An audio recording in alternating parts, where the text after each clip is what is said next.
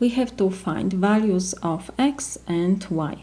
We have given here trapezoid, the right trapezoid, we have right angle, and y trapezoid because these two lines are parallel. And because we have right angle here, so we have right trapezoid. So because these two lines are parallel, this angle must be the same like this angle. Right angle has 90 degrees. So the measure of this angle will be 90 degrees too.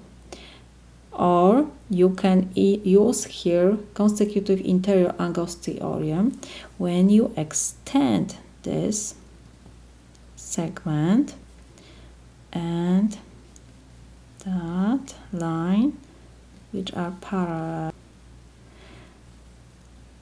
This line cut these two parallel lines, so the consecutive interior angles are supplementary. 90 degrees, because this angle has 90 degrees, plus this angle is 180 degrees. It doesn't matter which method you use, you will get the same answer. So by consecutive interior angles theorem, measure of angle 3x plus measure of angle that 90 degrees is 180 degrees. So we have 3x degrees plus 90 degrees is 180 degrees.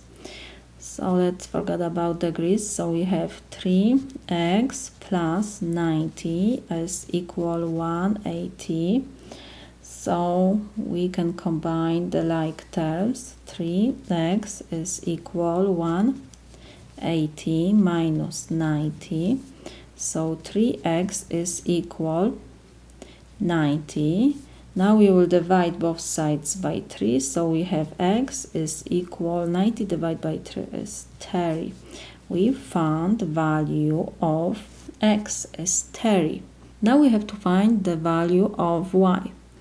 Because if you extend this line, we see that this line crosses these two parallel lines. And again, by the consecutive interior angles theorem, we have that the pairs of consecutive interior angles are supplementary.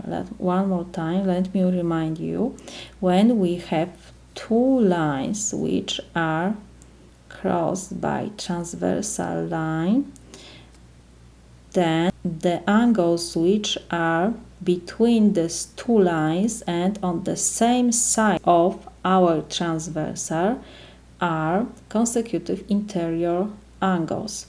So we use theorem by consecutive interior angles theorem.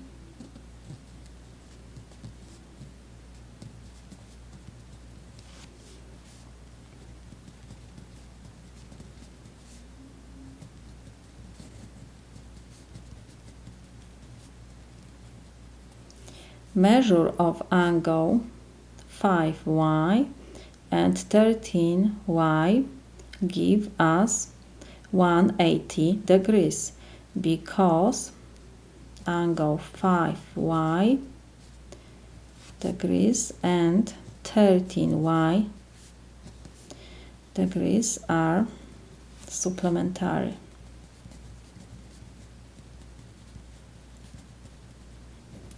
So 5y degrees plus 13y degrees is equal 180 degrees.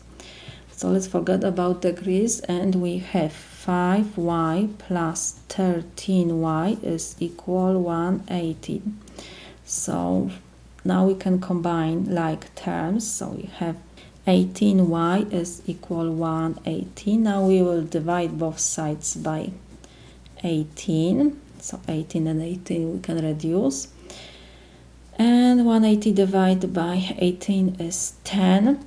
So we have y is equal 10. We found x and y. This is my solution.